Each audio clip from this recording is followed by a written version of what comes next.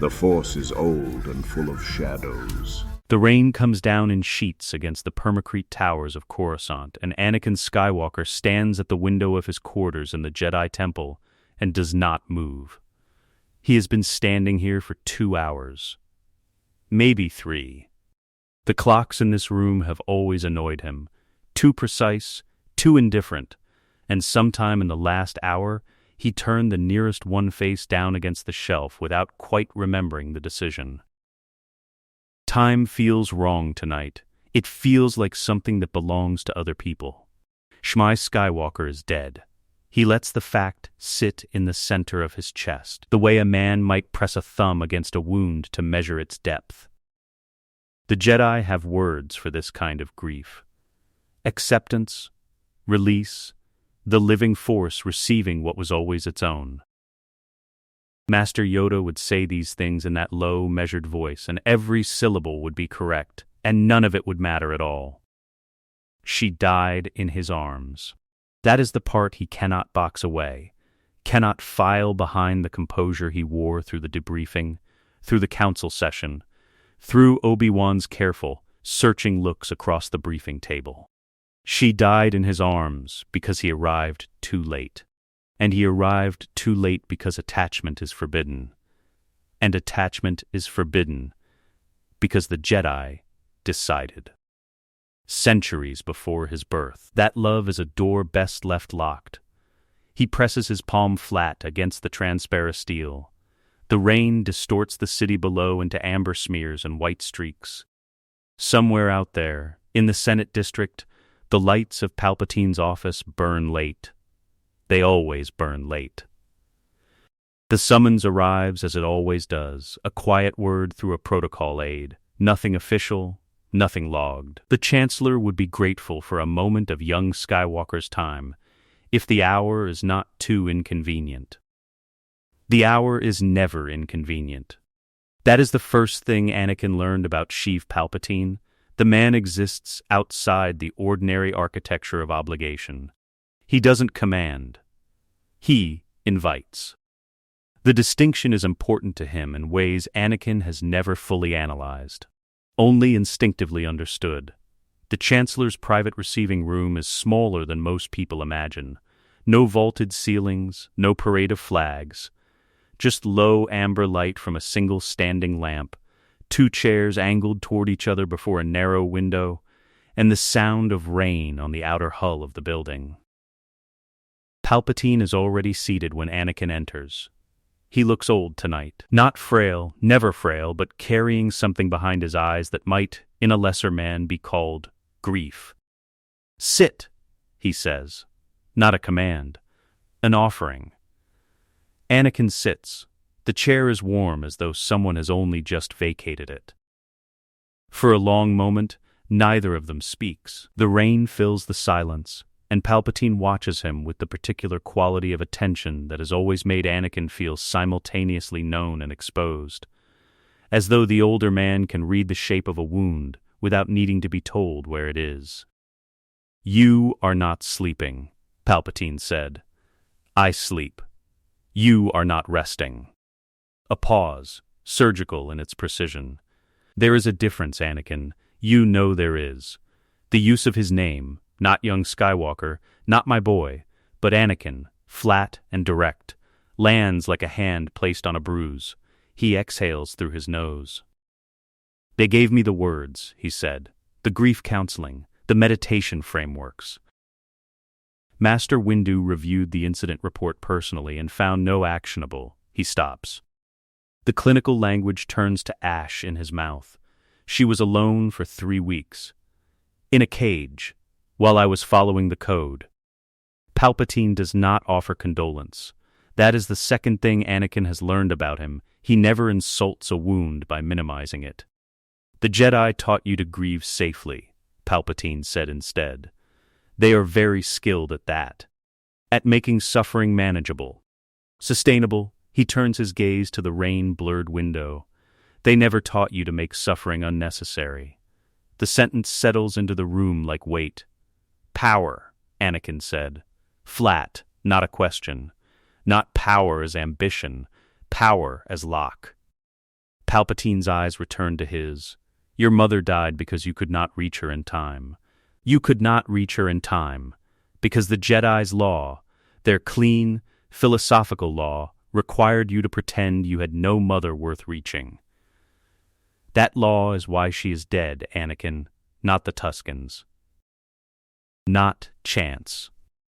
The architecture of restraint that the Order has spent millennia convincing men like you is wisdom. Anakin's jaw tightens. He says nothing, because the worst thing about the argument is how precisely it fits the shape of the wound. I am not asking you to hate them, Palpatine continued. I am asking you to see them clearly, for the first time, without the vocabulary they gave you to prevent exactly this kind of clarity. The rain comes harder now. Somewhere below, a speeder's running lights sweep past the window and vanish. What are you offering? Anakin asked. Palpatine rises. He moves to the narrow shelf behind his chair with the deliberate economy of a man who rehearses nothing, and lifts a box from the lower shelf, flat, matte black, sealed with no visible latch. He carries it to the low table between the chairs and sets it down without ceremony.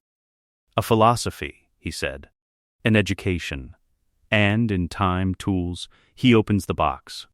The armor inside is black in a way that seems to absorb the amber lamplight rather than reflect it.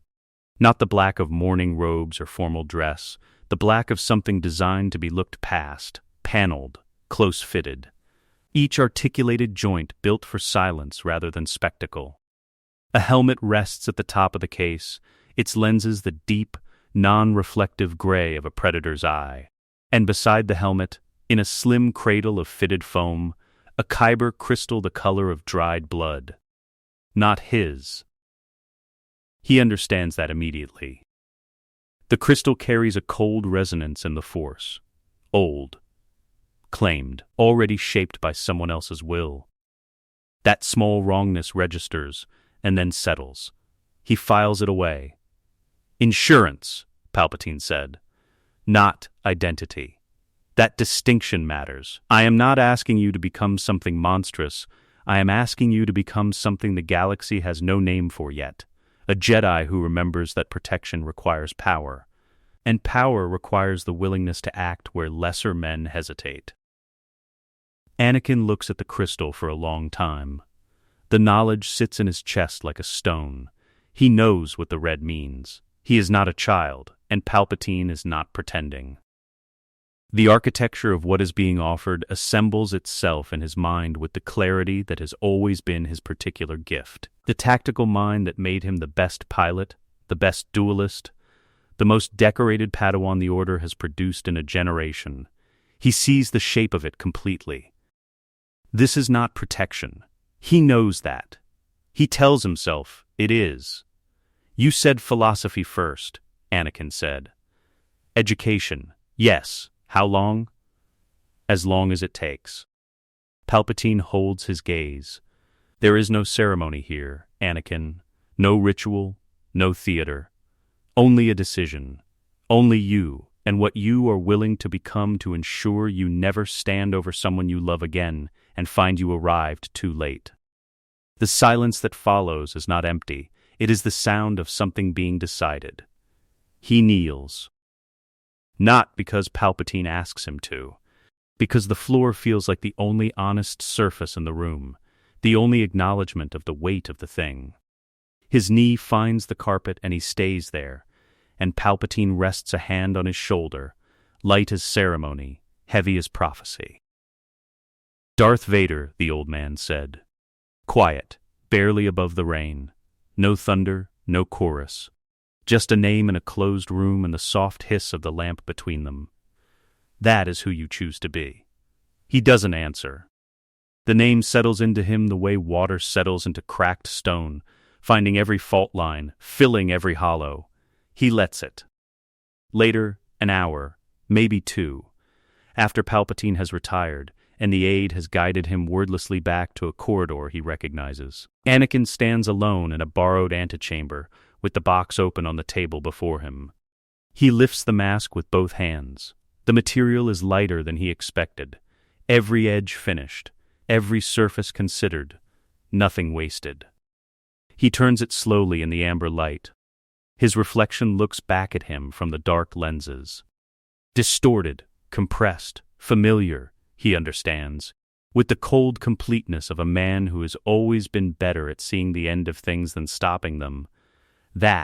This is the price. Not the armor, not the crystal, not even the name.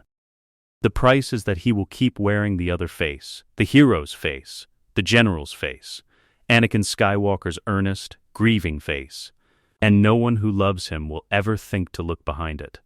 He sets the mask down. He does not sleep that night. Either, Christophsis burns at the edges. The siege has been grinding for 11 days, and the city's lower districts show it. Collapsed archways, shattered crystal spires, smoke rising in black columns from the warehouse quarter where the 501st pushed through at dawn. From the ridge above the command tent, the skyline looks like a mouth with half its teeth knocked out. Captain Rex stands at the tactical display with 3 junior lieutenants, moving unit markers across the holographic grid with the focused economy of a man who has learned to think in increments of 50 meters. Anakin watches him from across the tent. Rex never wastes a gesture, never moves a marker without knowing what it costs and what it buys. In another life, Anakin thinks, Rex would have made a remarkable general. Skywalker. Rex looks up without lifting his chin, a technique the captain has for conveying attention without breaking focus. Artillery's found the range on the eastern battery. If we move the Ghost Company now, we can pin the droid line before they recalibrate. Do it! Anakin studies the grid, but his eyes are doing 2 things at once. Keep the western approach open. I want extraction lanes clear. Yes, sir, the tent smells of ionized air and cooling calf, and the particular burnt polymer smell of overworked comlinks. 3 braziers push back the pre-dawn cold, and outside, the percussion of Republic artillery rolls across the plain in measured intervals. 11 days of this. The rhythm of it has become almost ordinary. Almost, he has been watching Jedi Master Ross Lai for 4 of those 11 days. Lai commands the Coruscant Guard's forward task force with the practiced authority of a general who has fought in 6 previous campaigns. He is precise, observant, and possessed of a force sense that Anakin has catalogued through careful and entirely unremarkable proximity. The way Lai goes still for half a second before a shell lands. The way he turns toward an anomaly in the battlefield's ambient noise, a beat before anyone else registers it. Sharp, alert, the kind of Jedi who notices. Obi-Wan is not here. He is 3 systems away, running a separate operation, which is the only reason Anakin can move freely across the Christophsis command structure without the one set of eyes in the Republic that he cannot fully account for. He has known this since the campaign briefing. He has been patient about it since. Palpatine had not named Lai specifically. He never names them specifically. He offers, instead, a framework, those whose sensitivity makes them dangerous to the work. Anakin, you will know them when you stand beside them long enough. You always know. He had stood beside Leia long enough. The specific reason does not matter, or he tells himself it does not matter. What matters is the assessment. And the assessment is clinical. Lai's particular gift for reading the Force's texture around him, his habit of filing quiet observations with the Council via encrypted channel, the twice-weekly coded dispatches Anakin noticed when Lai's comlink cycled close to his own frequency. The man is thorough in ways that thoroughness eventually becomes a problem. He files the rationalizations beside the decision. They share the same container now. The fog comes in off the lowlands at 0300, which is when Anakin has known it would come, because he checked the atmospheric models 3 days ago without telling anyone he was checking them. The artillery interval has stretched to 4 minutes between salvos, the eastern battery recalibrating, exactly as Rex predicted. In those 4 minutes, The battlefield noise drops to something close to quiet. The fog thickens the air between positions into a gray nothing that swallows movement and diffuses light sources down to ambient glow. He slips from the command tent during the second interval. No one marks his exit. He has been moving in and out of the tent all night, a general's habit, checking positions, consulting with unit leads, and there is nothing unusual about a silhouette stepping into the fog and briefly becoming part of it. The black shroud is beneath his Jedi robes. He has worn it like a second skin for long enough now that the synth leather no longer feels foreign. He presses the outer robe to the shoulder of a supply crate as he moves into the dead ground between the command ridge and the forward observation post, a fold of terrain that no sentry line covers cleanly because it sits in the overlapping blind spots of two separate picket rotations. He found the blind spot on day 2.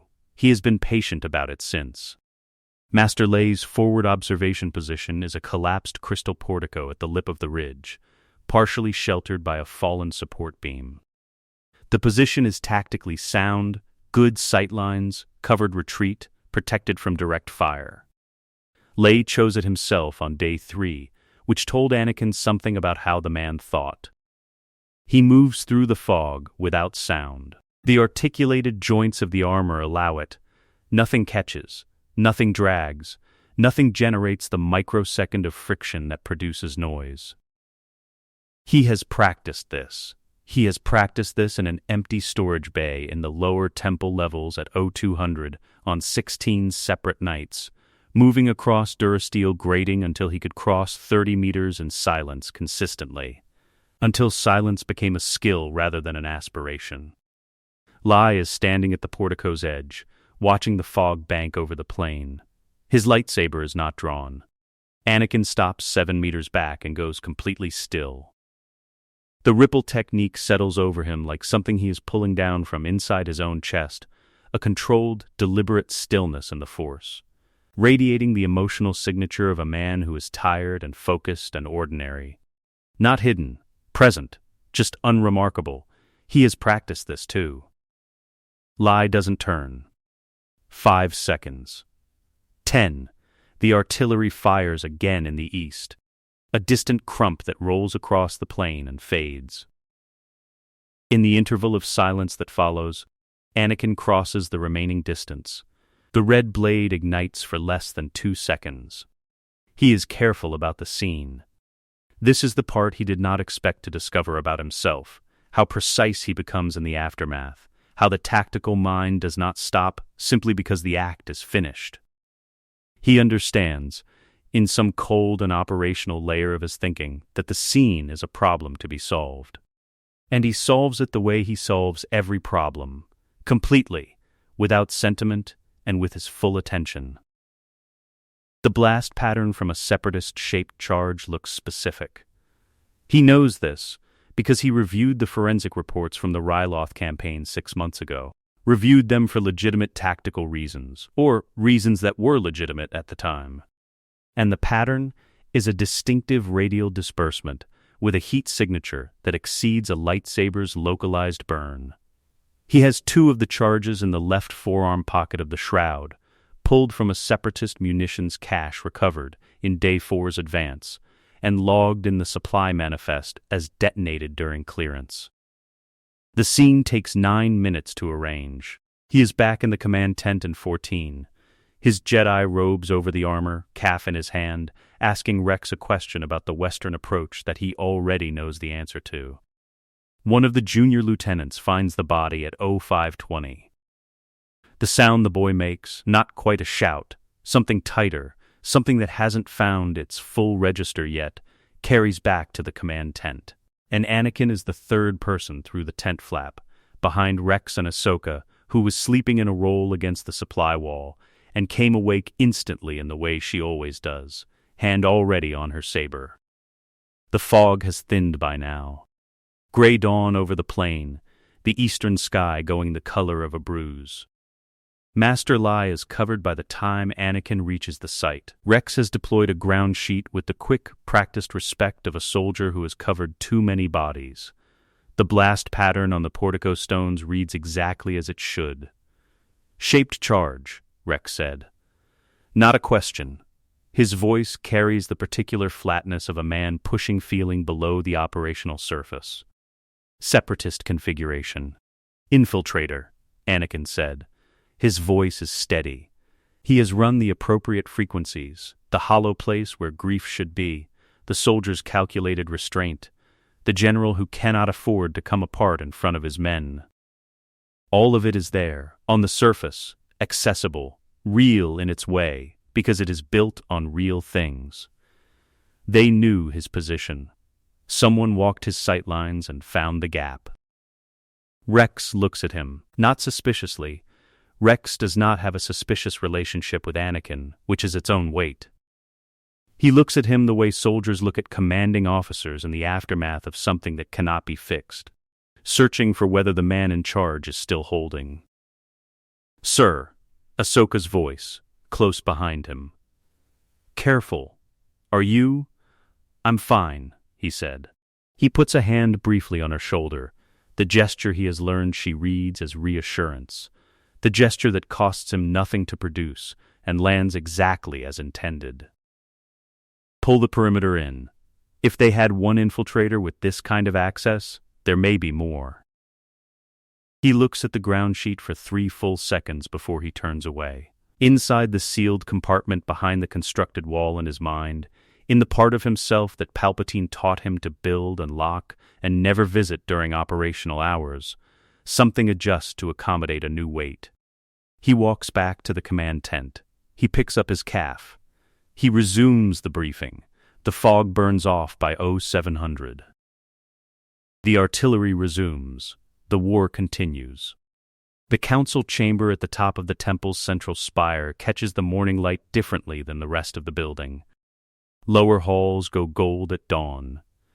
The chamber goes white, a clean, sourceless illumination that pours through the curved, transparent steel walls from every angle simultaneously, washing out shadows, flattening contrast, making everything inside it appear equally visible. Anakin has always found this unsettling, in the way that things designed to feel safe sometimes feel instead like a very elegant trap. He sits in the anteroom outside the chamber and waits.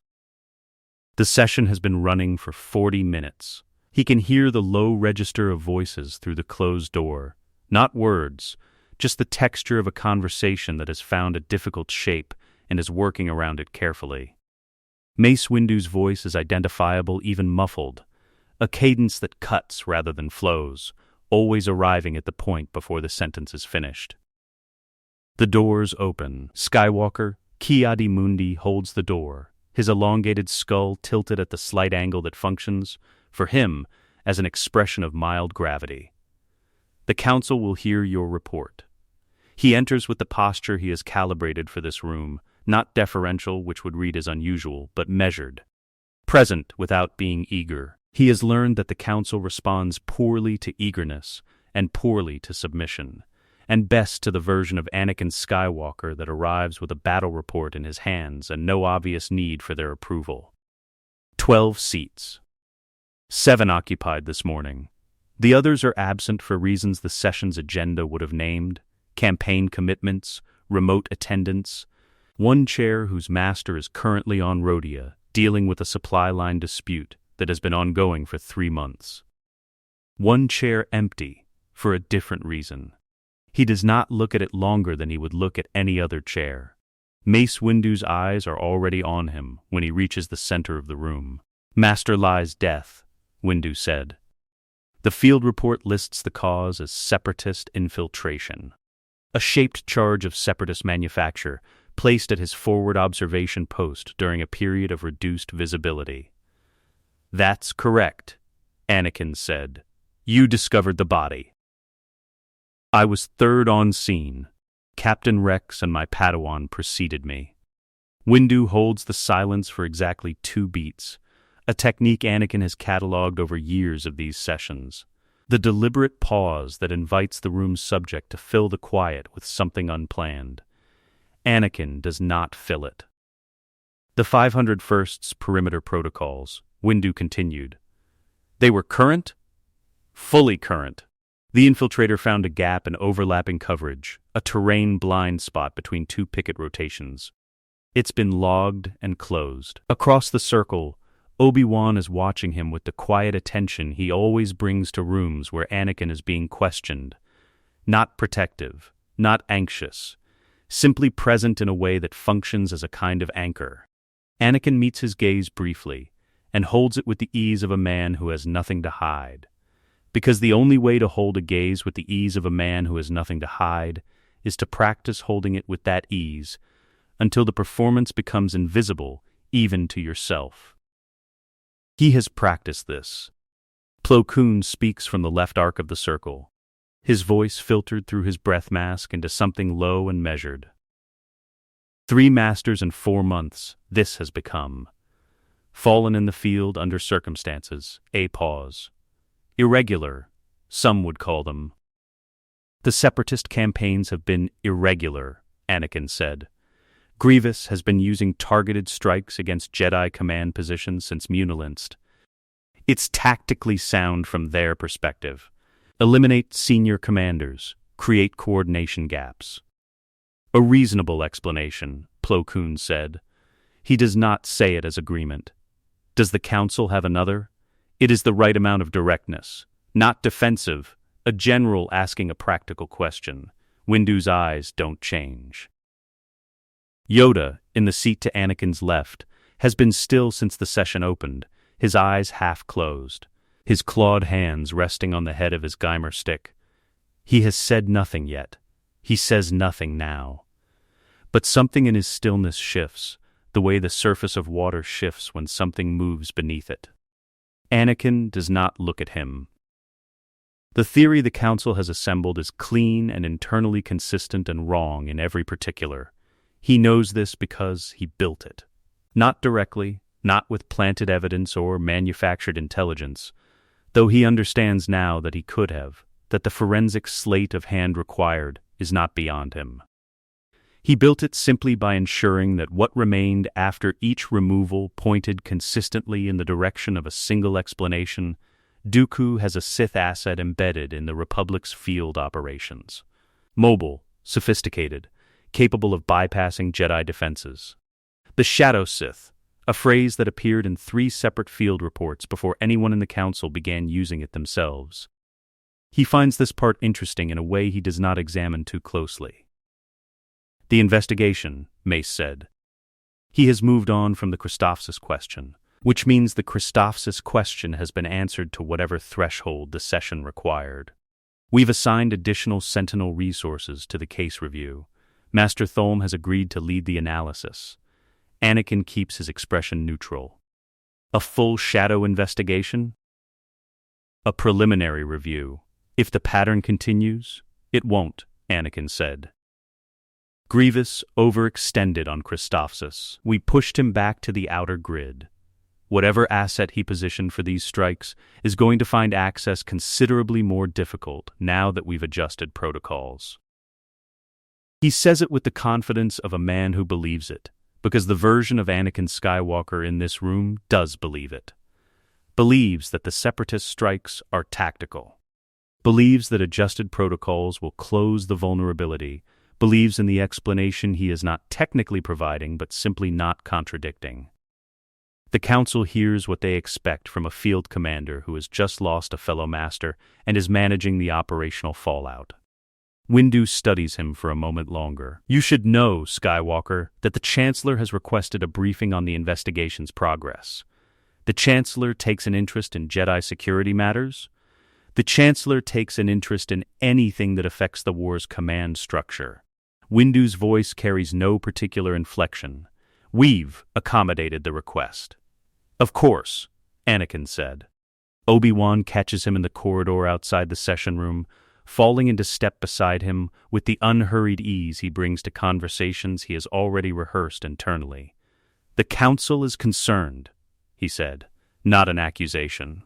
An offering of information between men who have shared a decade of cramped quarters and near-death experiences, and the particular honesty that accumulates between people who have saved each other's lives enough times to stop counting. I know, Anakin said. 3 masters. Anakin, I know. Obi-Wan walks beside him for 6 paces without speaking. The corridor outside the chamber runs along the exterior of the spire, transparisteel on the right side, and the city falls away below them in its impossible depth. 200 stories of stacked civilization, and then more below that, darker and older and less mapped. Raslai was thorough, Obi-Wan said. The word is chosen carefully, the way Obi-Wan chooses most words. His dispatches were detailed. He noticed things. He did, Anakin agreed. It's part of what made him effective. A pause. Obi-Wan's hands are clasped behind his back, which is his thinking posture.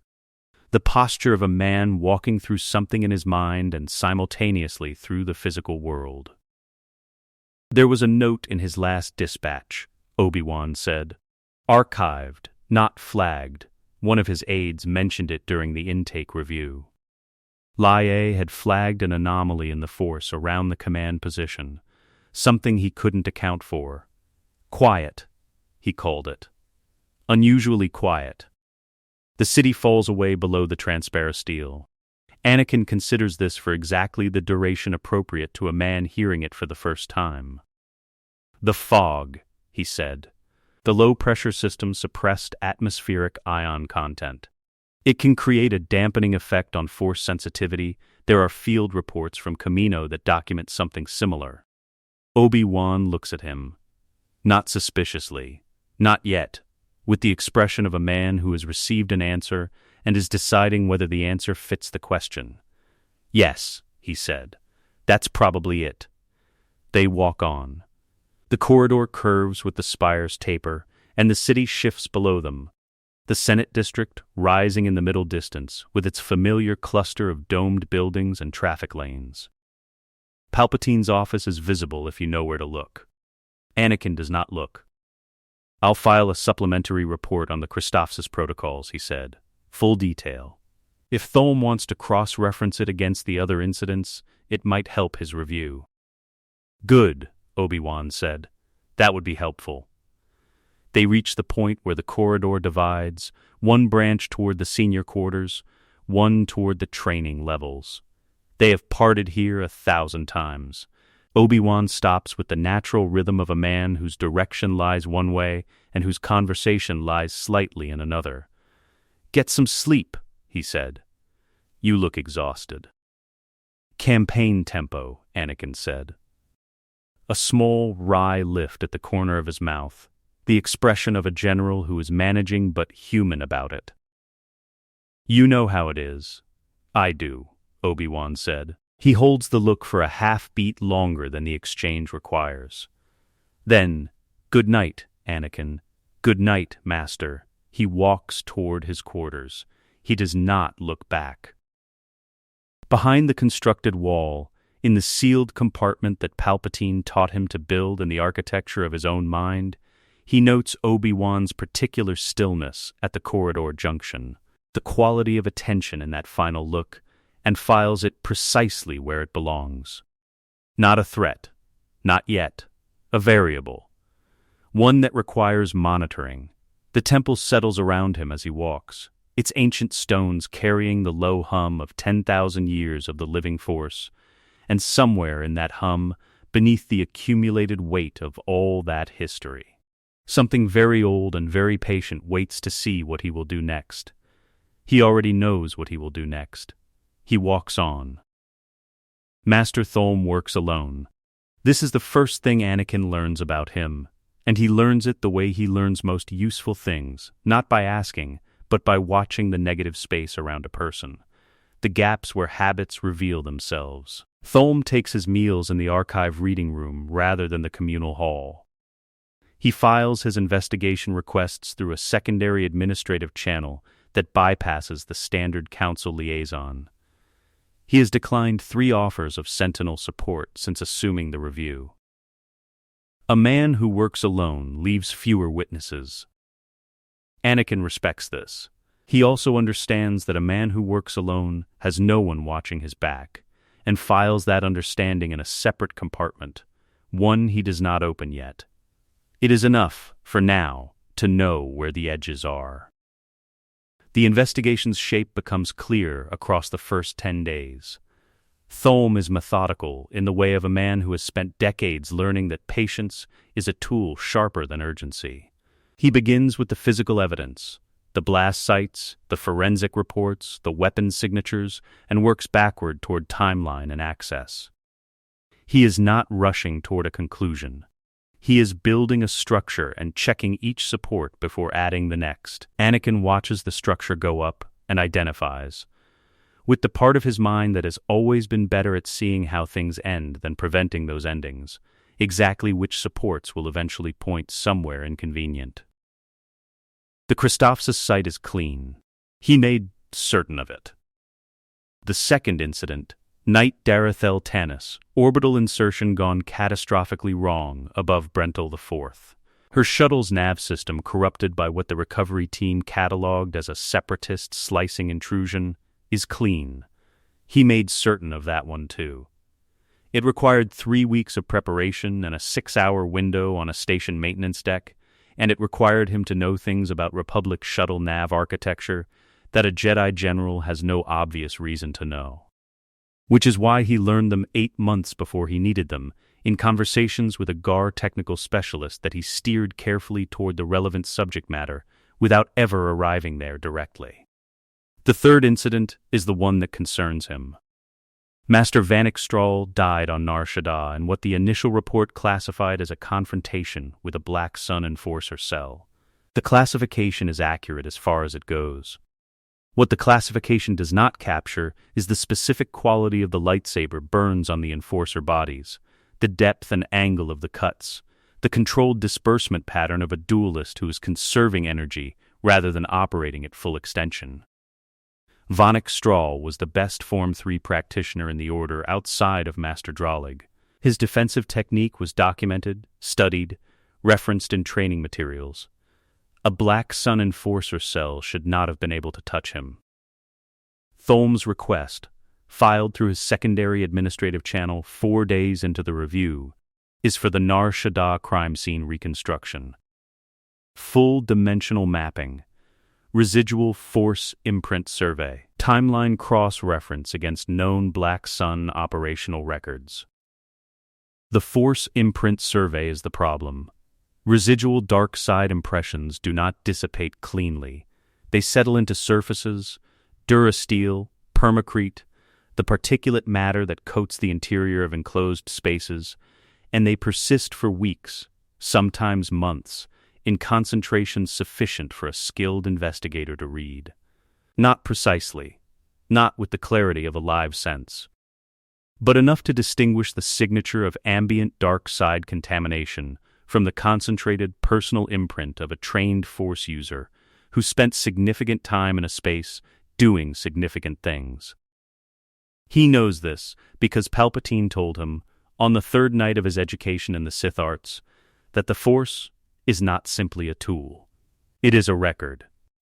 Everything a Force user does leaves a mark on the fabric of the living Force, a mark that persists in proportion to the intensity of the act and the strength of the user. You are exceptionally strong, Anakin. Your marks are deeper than most. Keep this in mind. He has kept it in mind. The Nar Shaddaa reconstruction will take 10 days to process and deliver. He has 10 days. The forgery is the most technically demanding thing he has done since beginning this work. It requires access to the GAR logistics database at an administrative level he does not officially possess, a working familiarity with Black Sun's operational record-keeping formats, and enough detailed knowledge of Vanek Strahl's previous field reports to replicate the specific documentary texture of a legitimate operation gone wrong. The cover story must be complete, not merely plausible, the difference between a structure that survives one question and one that survives 20. He builds it at night, in increments, using a terminal in the 501st Mobile Command Suite that cycles through a rotating encryption protocol he configured himself 8 months ago on the grounds that field security demanded it. The encryption is genuine. The terminal logs traffic against a routing signature that places its origin in the Outer Rim Relay Network.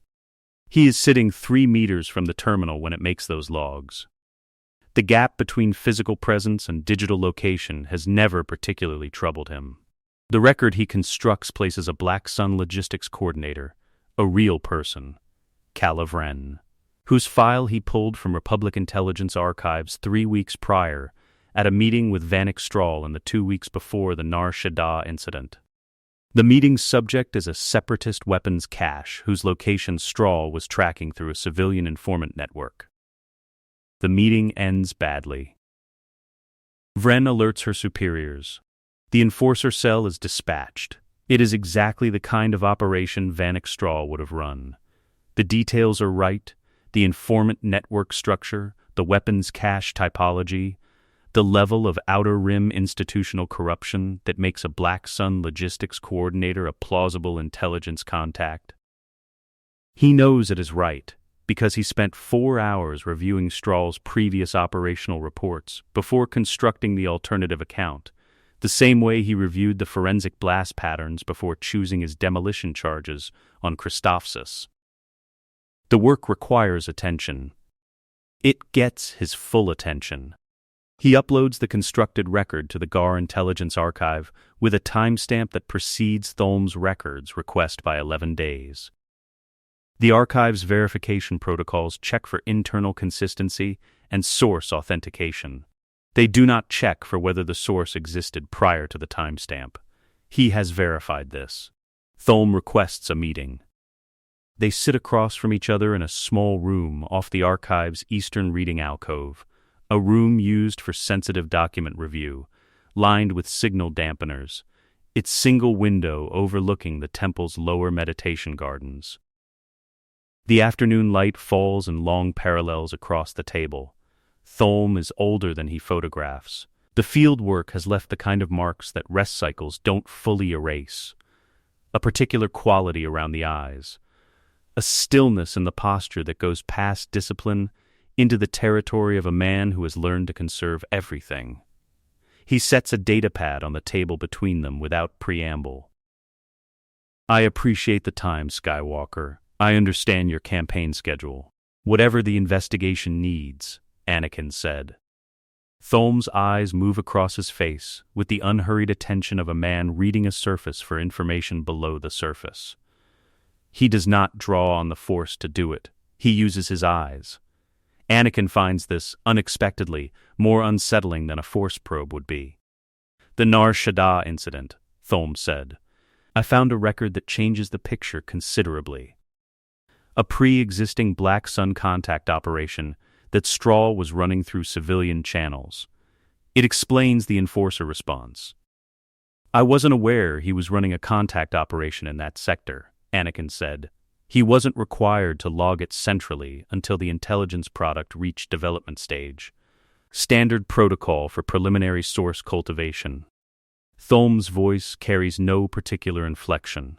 It's unfortunate. If the operational security had been tighter on the contact side, the Black Sun response might not have been possible. A lesson for future operations, Anakin said. Yes, Tholm looks at the datapad. Then, at Anakin, the pattern across all 3 incidents is consistent with separatist targeting of senior Jedi field commanders. Sophisticated, patient, operationally tailored to each target's individual profile. Grievous, or someone with access to his strategic planning cell.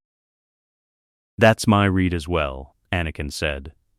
He keeps his hands still on the table, open and relaxed. The body language of a man with no weight he is trying not to shift. Do you have enough to bring a formal finding to the council?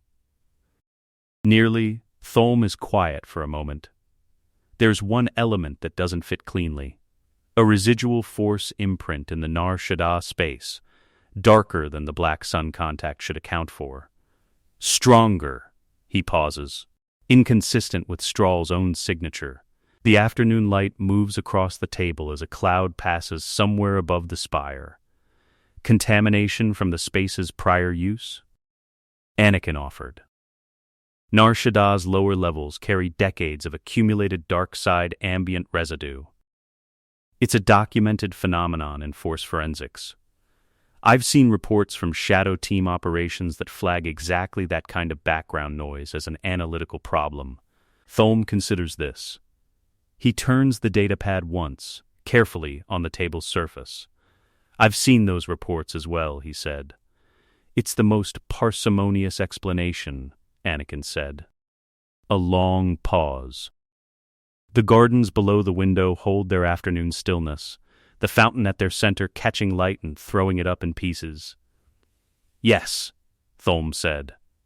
I expect you're right. He picks up the datapad. The motion is deliberate and complete, the motion of a man filing something away. Anakin watches him file it. He watches it with the attention of someone who knows the difference between a thing genuinely dismissed and a thing carefully set aside for later, and he takes that distinction back with him when the meeting ends, carrying it in the part of his mind where he keeps the variables that require monitoring. Thome walks him to the alcove's edge and thanks him for his time. The gardens below hold their stillness. The fountain catches light. Obi-Wan keeps a small pot of Corellian tea on the shelf above his desk. It has been there for as long as Anakin can remember, the same battered copper alloy pot. The same shelf, the same position on the shelf. Slightly left of center, because the right side catches the heating vent's draft and alters the steep. He noticed this detail when he was 16 and has never mentioned it. Some things you learn about a person and simply carry. The quarters are unchanged in the way that Obi-Wan himself is unchanged, not static, but settled. Books that have been read and returned to specific positions.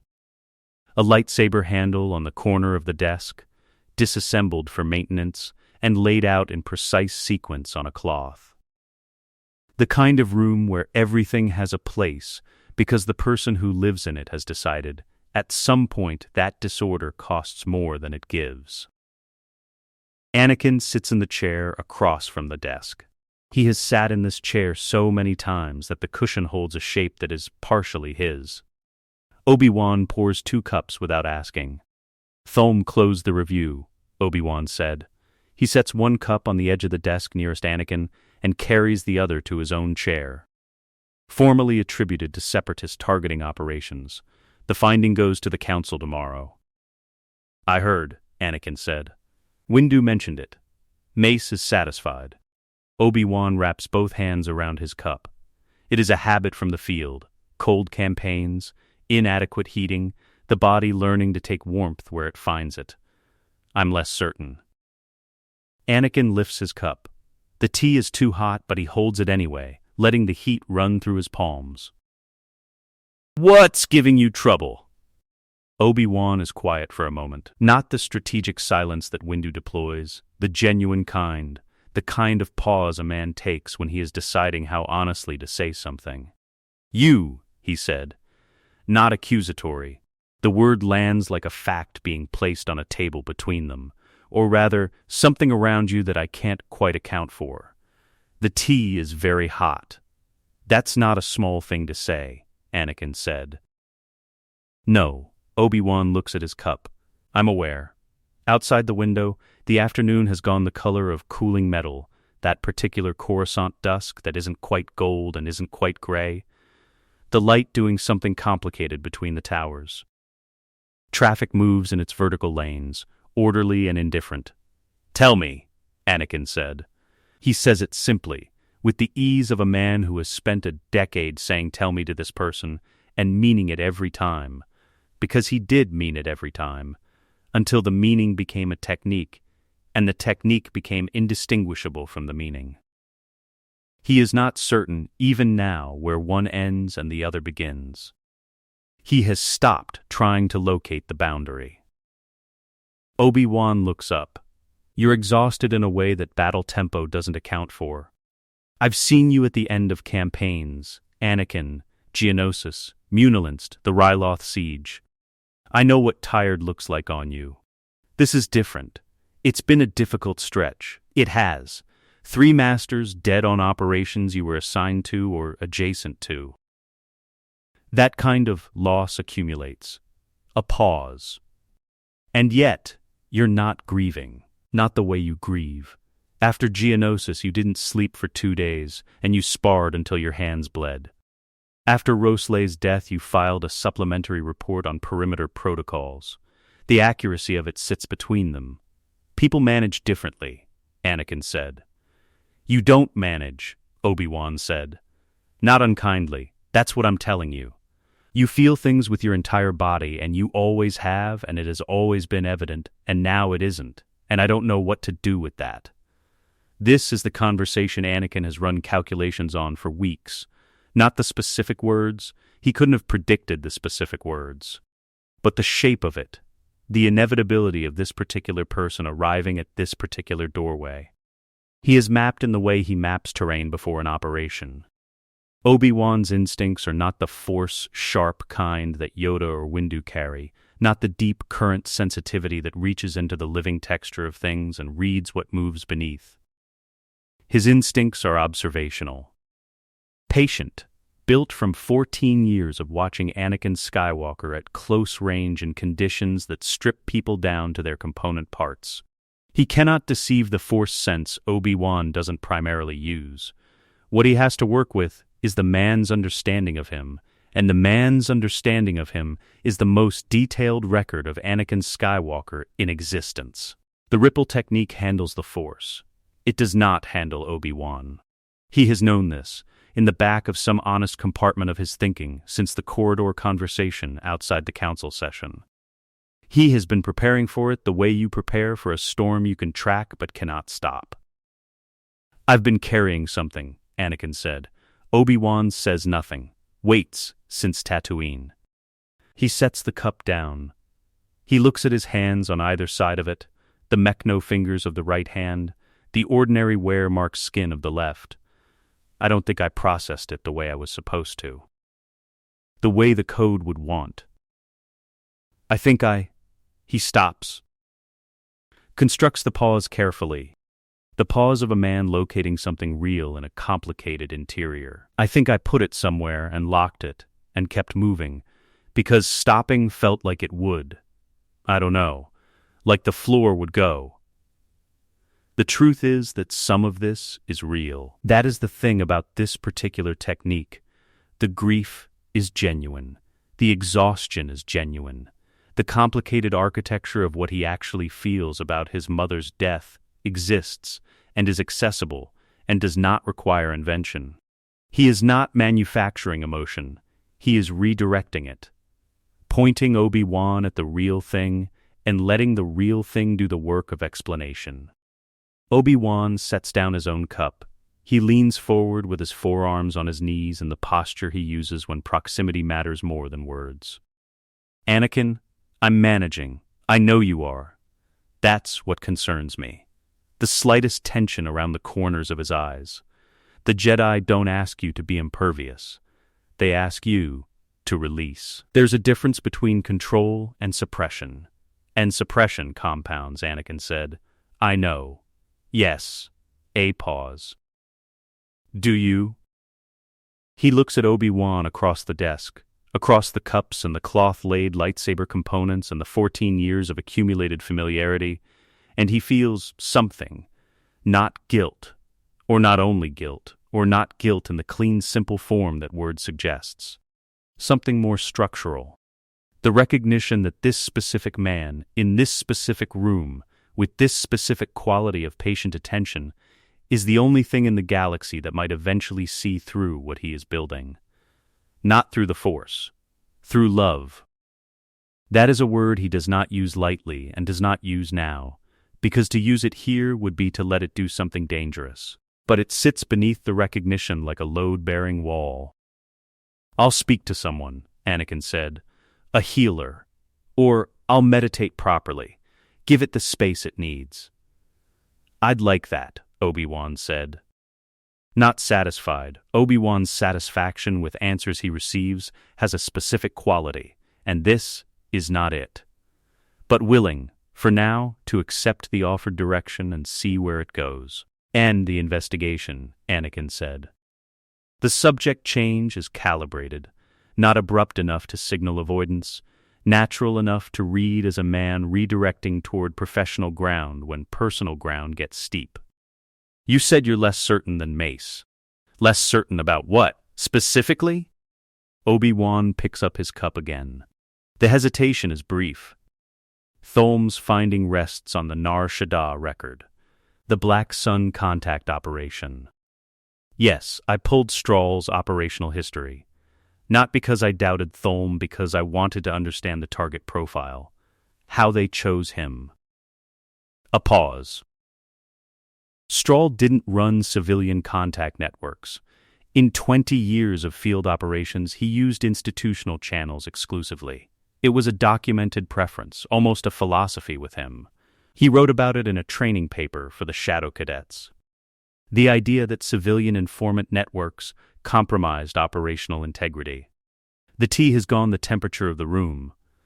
People adjust their methods, Anakin said. They do. Obi-Wan looks at him steadily. Strahl was 63 years old and had been running operations the same way for 2 decades. The room holds what it holds. Outside, the Coruscant dusk deepens toward its artificial night. You should bring it to Tholm, Anakin said. If there's a gap in the record, he should know before the council finding is formalized. I considered that. Obi-Wan is quiet for a moment. I'm going to. Tomorrow, before the session. He holds the cup with both hands again. I wanted to talk to you first. I'm not sure why precisely. The honesty of the admission is almost difficult to look at. I'm glad you did, Anakin said. He means it.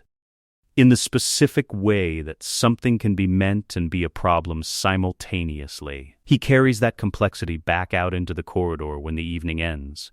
When the cups are empty and the conversation has settled into the particular register of 2 people who have said most of what they had to say and are letting the residue settle.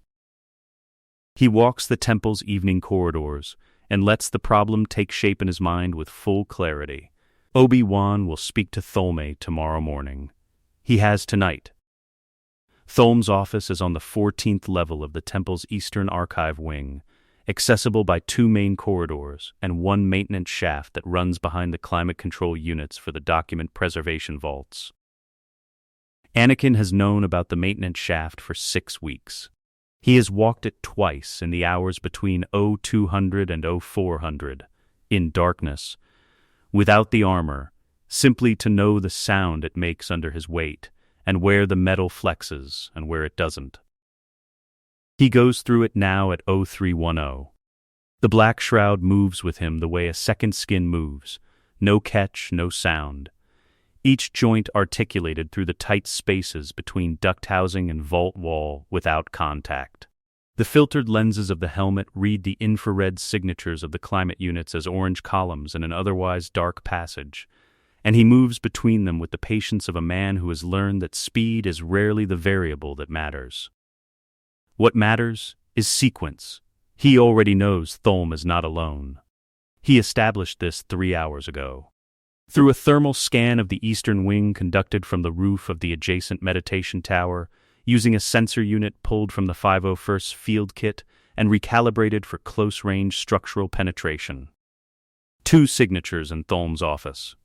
One at the desk, stationary, the reading posture of a man working through documents at night. One in the chair by the window, intermittently mobile, the signature of someone who stands and sits and stands again. The rhythm of a person thinking through something difficult. Quinlan Vos arrived at the temple 3 days ago, officially for a debrief on a Hutt space operation. Anakin noted his arrival and filed it in the relevant compartment. Vos is a Kifar, a psychometrist, a man who can press his palm to a surface and read what happened in its presence. He has not touched the Nar Shaddaa site. The reconstruction went to Tholm's archive terminal, not a physical survey. The record Anakin built exists in the database as the only version of events the investigation has seen. But Vos has been in Tholm's office for 2 hours. The sequence of that, Vos arriving 3 days after the Nar Shaddaa reconstruction, spending 2 hours in Tholm's office at 0100 on the night before the council finding, assembles itself in Anakin's mind with the cold finality of a tactical assessment that has reached its conclusion. They have found the gap in the record. He does not know how. He does not need to know how. What he needs to know is that by morning, if both men are still alive and in possession of what they currently know, Obi-Wan will not need to bring his concern to Thulm. Thulm will bring something far worse to the Council. The maintenance shaft exits behind a wall panel in the document preservation anteroom adjacent to Thulm's office. He eases the panel open across 4 seconds. Not fast, not slow. The rate at which stressed metal yields without sound, and steps into the anteroom. The door to the office is not fully closed. Through the gap, lamplight, Thulm's voice, low and precise, working through something. The timestamp is legitimate, but the source authentication has a seam. Here, the routing syntax uses a format the GAR updated 14 months ago. The record is written in the old format. A pause. Voss's voice, rougher. The cadence of a man who thinks faster than he speaks. So someone built it before the format change and held it in reserve? Or someone used the old format because they learned it from documentation that predates the update and didn't know the current standard. Thulm's chair shifts. Either way, the record is not what it was filed as. The lamp on the desk throws a doubled shadow through the gap in the door. Anakin reads the room from shadow geometry. Thulm at the desk, 4 meters in, angled left. Voss standing, 2 meters from the door, angled right. The window behind Voss, the city's ambient light outlining him against the glass. He has run this room's geometry in his mind for 2 days. If the record is fabricated, Voss said, then we don't have a separatist asset. We have someone with access to GAR administrative systems at a level that requires either a high-clearance Republic official or a senior Jedi. Thulm's voice carries the flatness of a man who has followed a logical chain to a destination he did not want to reach. Someone who knew Stroll's operational methodology well enough to build a cover story that would satisfy a surface review. Who reviewed it? A pause. I did, Thulm said. Anakin opens the door. Thulm comes to his feet in the same motion as his lightsaber, which tells Anakin something about the quality of attention the man has been operating with tonight. Pre-armed, internally, the body already at a threshold of readiness that most masters only reach when a threat has been identified. His blue blade is between them before the door has fully opened, and his eyes read the black shroud with the focused speed of a man rapidly assembling what he is looking at. Voss is 2 steps further back, and his paired blades are lit in the same second. Neither of them speaks. This is, Anakin thinks, because there is nothing to say that the room hasn't already said. He ignites the red blade. The light in the room changes entirely. Thulm comes at him first, which is tactically correct. Put the desk behind the threat, not between you and it, and his Form V opening is textbook. A powerful diagonal that tests range and measures response before committing extension. Anakin takes it on a parry that gives nothing back. No counterpressure, no telegraphed intent. The parry of a man who is not yet choosing to do anything except read. He has sparred every active council member. He has sparred every Shadow Track sentinel who has passed through the temple in the last 3 years. He has done this deliberately, systematically, filing each person's combat signature with the same attention he gave their investigative methods, because the two are always connected. The way a person thinks is the way a person fights, and the way a person fights is the way a person dies if they meet something faster than their own instincts. Thulm's instinct is to create space and think inside it. Anakin does not give him the space. He presses forward on the parry's recovery, inside Thulm's preferred distance. And the next 3 exchanges happen in the register of close quarters dueling where Form V loses half its leverage and something colder takes over. Thulm adapts. He is not slow, has never been slow. His reputation as an investigator obscures the fact of his combat record, but adaptation takes a beat and Anakin is already inside the beat. He is aware of Voss moving to his left, trying to open an angle. He is aware of it the way he is aware of the window, the lamp, the position of the desk, as geometry as a variable in the room's calculation that he has already accounted for. He uses Thulm. Not cruelly, with precision. A redirected parry that turns the older master's momentum into lateral movement, briefly placing Thulm between Anakin and Vos's angle, buying 2 seconds in which Vos cannot commit without the risk of hitting his partner. In those 2 seconds, Thulm's defense opens at the left shoulder. The red blade finds the gap. Thulm goes down without a sound. The blue lightsaber deactivates on the floor beside him, its light gone. The lamp suddenly the only source of illumination in the room.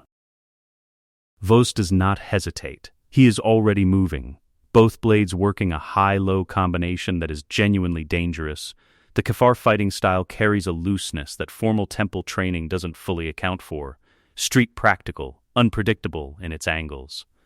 The first blade forces Anakin's guard high. The second drives for the unprotected midsection. He takes a step back. Not retreat, repositioning, giving the attack its full extension so he can read the overreach in it. The second blade passes close enough that he feels the heat through the shroud's synth leather. Close, he notes this without sentiment and files the note exactly where it belongs. Vos knows he's fighting someone trained at the temple. The footwork, the blade economy, the way the parries don't waste energy, it's in Vos's eyes as he recalibrates. The rapid, unwilling assembly of a conclusion he is drawing from the evidence of the last 30 seconds. "Who are you?" Vos asks. His voice is controlled, but the control is costing him something.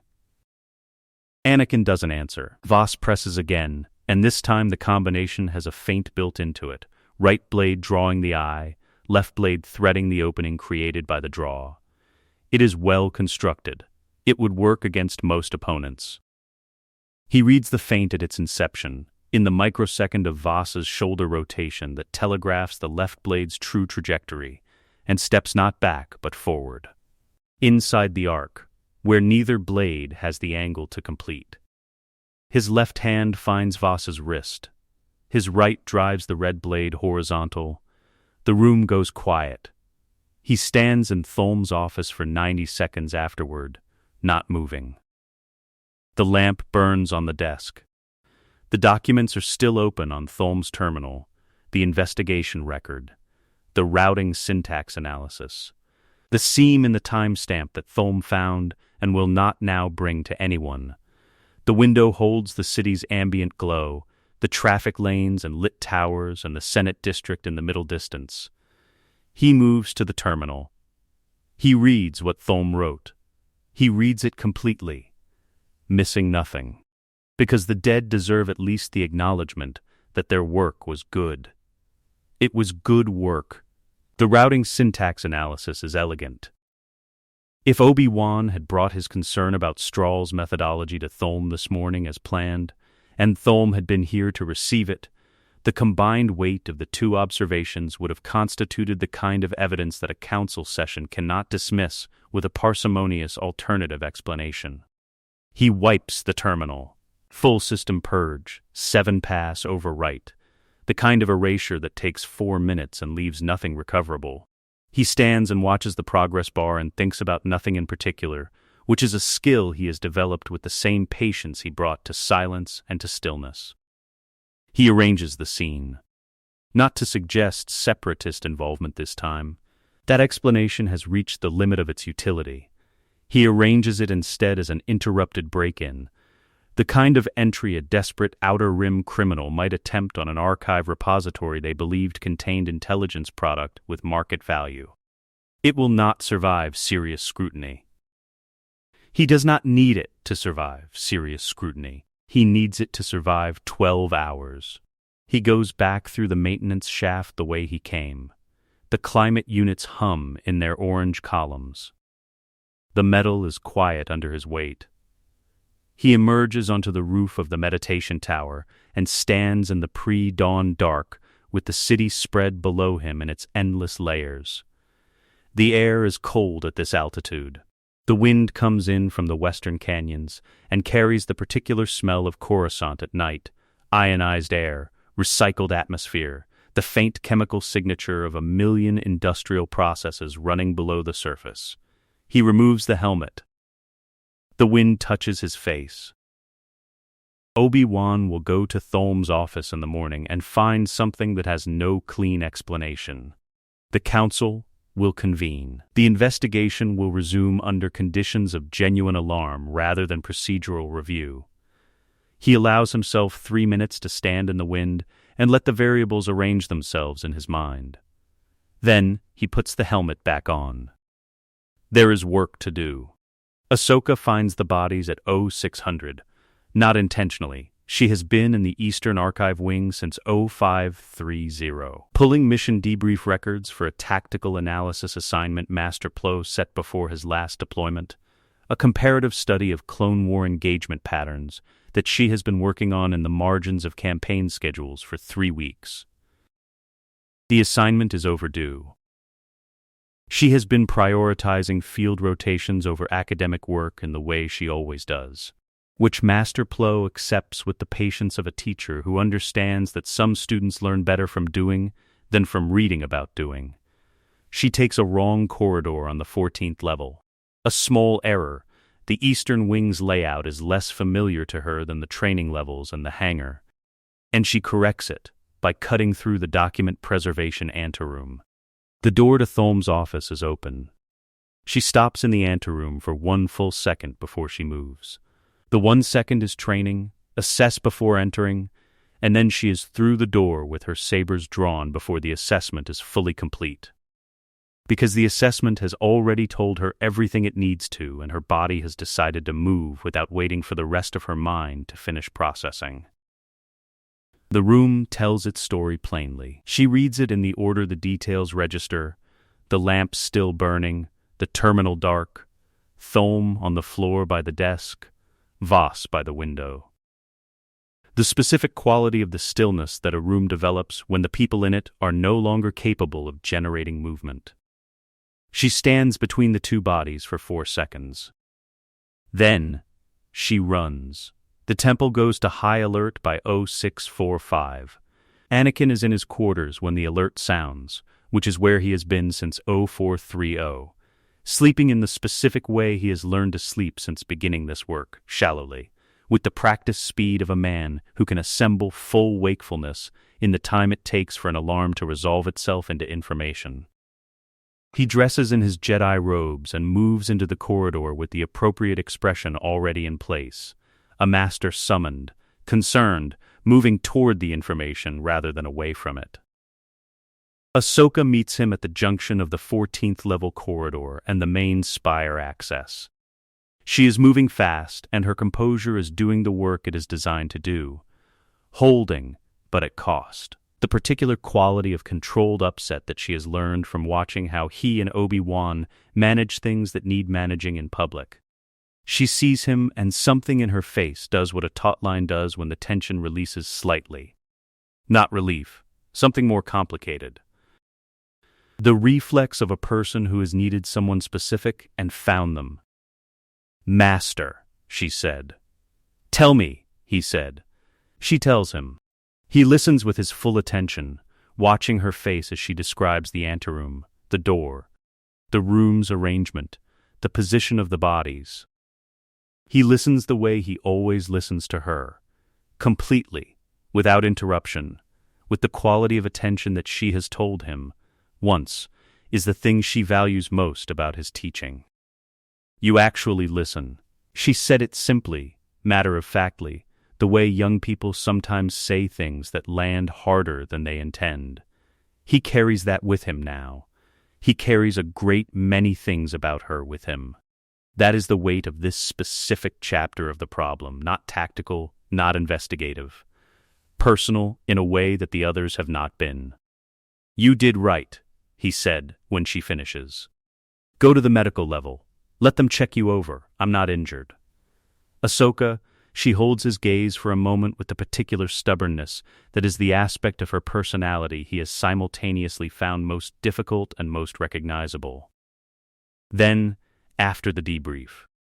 After the debrief, he agreed. The council convenes an emergency session by 0800.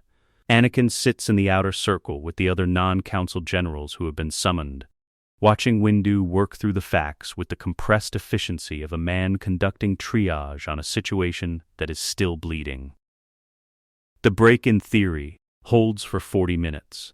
It holds for exactly as long as it takes Master Dralig's security team to map the entry points, find no viable external access, check the maintenance shafts, and report back that whatever entered Tholm's office last night knew the temple's infrastructure at a level that no external actor should possess. The room changes when Dralig delivers this finding. Not loudly. The council does not do things loudly. But the temperature of the attention in the chamber shifts. A collective recalibration from incident to something else, and Anakin watches it happen and keeps his own face in the register of a man absorbing a very troubling development. Windu looks at him at one point, not with suspicion, or not only with suspicion, which is a different thing, with the evaluative attention of a man who is assembling a picture from available evidence and noting which pieces are present and which are absent. Anakin meets the look steadily. Ahsoka comes to him that evening. Not to his quarters. She has more self-possession than to show up at his door with something she hasn't yet decided how to say. She finds him in the Western practice hall, where he has spent an hour running Form V combinations against the remote droids in the mode of a man working off the day's tension. A general who just lost 2 colleagues to an unresolved threat. The physical expression is exact. He is, in fact, working off tension, which is the kind of alignment between performance and reality that he has come to rely on. She watches him for a minute from the hall's entrance before she speaks. "Can I spar?" He calls the remotes down and nods toward the rack. She takes her position across from him, and they move through the opening kata at 3/4 speed. The warm-up routine they have run together for 2 years, each position familiar enough to allow conversation over it. She is quiet for the first 4 exchanges. That is unusual. Ahsoka's default relationship with silence is energetic opposition. "I keep thinking about the room," she said. On the 5th exchange, left saber high, right tracking low. "That's normal," he said. "You found something traumatic. Your mind is processing." "Not like that." A beat, the pause of someone who has decided to say the next thing. The way they were positioned, Tholm and Voss, the way the scene was arranged. He runs a disarm sequence and lets her counter it. "What about it?" "It didn't look like a robbery." She meets the disarm cleanly, recovers, presses the counter. "It looked like someone who wanted it to look like a robbery. Those are different things." He does not break rhythm. The drill continues. Left, right, disengage, reset. "You sound like Tholm," he said. "Tholm's dead," she said. Flat, not cruel, just exact, the way she sometimes deploys accuracy when she wants to make a specific weight felt. Someone who thought like Tholm killed him. The drill completes its cycle. They reset to starting positions. "Your thinking is sound," he said. "You should bring it to Windu." She looks at him across the practice hall. The droids are motionless in their rack, the hall's lights on their evening cycle, the training mats holding the compressed smell of years of use. "There's something else," she said. He waits. "I pulled the access logs for the Eastern Archive wing before the security team locked them." She says it without apology, which is entirely Ahsoka, doing the thing first, accounting for it later. There was a maintenance shaft access logged at 0218. No identity tag. But the physical profile from the corridor sensors, height, weight distribution, movement pattern, she stops. He runs no calculation about what to say next. He already has what to say next, because he built what to say next. The way he built the Nar Shaddaa record, and the Christophsis blast pattern, and every other structure that needed to exist before it was needed. "Someone spoofed a Republic sensor profile," he said. "It's been done before. The Umbara operation used exactly that technique against our own pickets." "I know that technique," she said. "I helped write the countermeasure protocol for it after Umbara." A pause. The profile in the corridor log doesn't have the signature artifacts that a spoof produces. The gate interpolation is too clean. The silence in the practice hall is the kind that has weight. He looks at her, his Padawan, his student, the person he has spent 3 years teaching to think with exactly this quality of precision and lateral aggression. He understands in this moment with full clarity, taught her too well to make a convenient error. "Ahsoka," he said. "I know what I saw," she said, not defiant.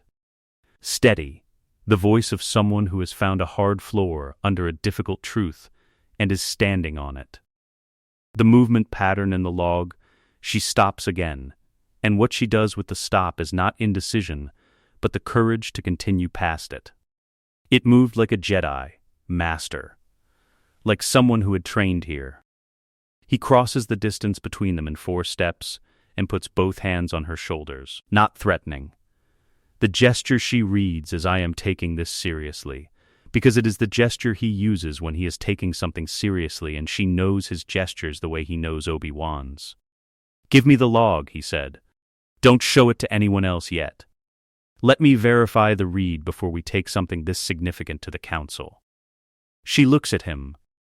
Her eyes are doing the thing they do when she is assessing, rather than simply seeing. The active quality of attention that he has always found is one of her most dangerous gifts. Why not take it to Windu directly? "Because if you're right," he said, "this needs to be airtight before it goes to the council. One mistake in the evidence chain and whoever did this walks." He holds her gaze. "You want to catch them?" A long pause. The practice hall hums around them. "Yes," she said. "Then let me verify it first." He holds out his hand. The log. She looks at his hand. She looks at his face. She is 16 years old and has spent 3 years learning to read people from the best reader of people she has ever met, and he watches her use that skill now. Watches her active, lateral, too precise mind work through the thing that is directly in front of it. Her hand moves to her datapad. He watches her make her decision. Cato ne Moidia. 14 months after Christophsis. The council session following Master Plo Koon's death on Cato ne Moidia lasts 4 hours and produces no actionable finding. The circumstances are clean, which is the word 3 separate masters use during the session without apparent awareness of how often they are using it. A starfighter engagement. Enemy fire. A crash consistent with munitions impact on the fighter's port engine housing. Master Plo was an exceptional pilot. Everyone in the session says this, and everyone means it, but exceptional pilots die in starfighter engagements. It happens. The war produces these outcomes with a regularity that the Order has learned to absorb. What the session does not produce is a single master willing to formally propose that the pattern of senior Jedi deaths across the last 14 months constitutes anything other than the cost of a sustained large-scale conflict. Windu sits through 4 hours of the session with the specific stillness of a man doing 2 things simultaneously, participating in the surface conversation and conducting a separate, internal inquiry that he is not yet ready to surface. He has been sitting through sessions this way for 6 months. Anakin has watched him do it from the outer circle, and watched him each time arrive at the edge of the thing he is circling and stop. He does not stop because he lacks conviction. He stops because the conclusion requires evidence he does not have. Anakin understands this better than anyone in the room. After the session, Ki-Adi-Mundi sits with his hands open on his knees and says to no one in particular, "We don't have anyone left to send." He means it as a statement about campaign staffing. The words mean something else in the room's accumulated weight, and everyone present feels the second meaning without acknowledging it, and the session ends, and the chairs empty, and Plo Koon's seat stays warm for 2 more days before someone has the practical heart to reassign it. The Temple. 17 months after Christophsis. The training halls run quieter now. This is not a formal observation. No one files a report on the decibel level of the temple's training corridors or the population density of its practice halls on a given morning. But the quality of the quiet is different from the quiet of dawn or rest cycles, or the contemplative hush the temple carries during meditation hours. This is the quiet of reduced occupancy, of a building that was built for more people than currently walk its floors. The senior instructors have been redeployed. Master Sindralig remains, because someone with his particular skill set is more valuable as a temple security coordinator than as a field commander. A calculus that the council made 6 months ago and that Anakin supported vocally, because Dralig's deployment would create a different kind of problem. The Padawans train with each other, the ones whose masters are dead, and there are more of these now, quietly, than the temple's administrative records quite capture in a single legible number. Train with whichever knight or master has the hours to supervise.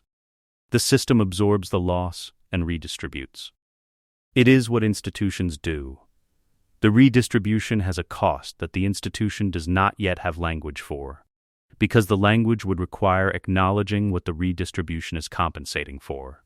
Anakin walks the training halls on a morning 17 months after Christophsis and counts the faces he doesn't recognize, the newly promoted, the hastily assigned. The knights who were Padawans last year and carry the slightly bewildered authority of people who arrived at responsibility faster than they planned. He counts 14. He stops counting because the number is becoming architectural. Palpatine's private chambers. 20 months after Christophsis. The Outer Rim sieges are consuming what remains of their mobile response capacity, Palpatine said. He stands at the window of his private receiving room, the same amber lamp, the same 2 chairs that have held this conversation at intervals across 2 years. Grievous has them stretched across 11 active theaters. The Jedi High Command is making staffing decisions now that would have been unthinkable 18 months ago. I know, Anakin said. I was in the session where Ki-Adi-Mundi proposed pulling generals from 3 active campaigns to cover the Kashyyyk perimeter, and the proposal was accepted, with modifications. He watches Palpatine's profile against the window. Windu is consolidating the Council's direct command authority. He wants masters closer to Coruscant. Palpatine turns from the window. The amber light catches the angles of his face in the way it always does, something in its quality making him look older and younger simultaneously. The face of a man who has been many things and is patient about being more. Windu is a strategist. He senses something hollowing out the Order's capacity, and he is trying to pull his resources toward the center before the periphery collapses entirely. He's right to sense it. He is. A pause that carries satisfaction in it like a knife carries an edge, not displayed, simply present. He is simply several years too late. Anakin says nothing. The lamp burns. Outside, the rain that Coruscant produces with bureaucratic regularity moves against the permacrete, and somewhere in the middle distance the Senate building's lights burn in their characteristic configuration, the geometry of institutional power visible from every window in the district. The work is nearly complete, Palpatine said. Not praise. An assessment. What remains is architecture. The frame is built. What happens next simply falls into the shape we have made for it. He thinks about Ahsoka, who left the Order 4 months ago. He thinks about this plainly, without the compartmentalization architecture. Because Ahsoka is not a thing that fits behind the constructed wall. She is a thing that exists in the space where the wall does not reach. She handed him the data pad in the practice hall, and he wiped the log and told her the profile analysis was inconclusive. And she accepted this. And then, 3 weeks later, during a trial that was itself a kind of architecture, a trap built to contain her energy and her questions, by giving them a formal channel and then blocking that channel at every turn, she walked out of the Order entirely. He told himself she was safer this way. He tells himself this now. There is one remaining concern, he said. Palpatine waits. Obi-Wan. He says it simply. His campaign assignment puts him on Utapau within the month. Grievous is there.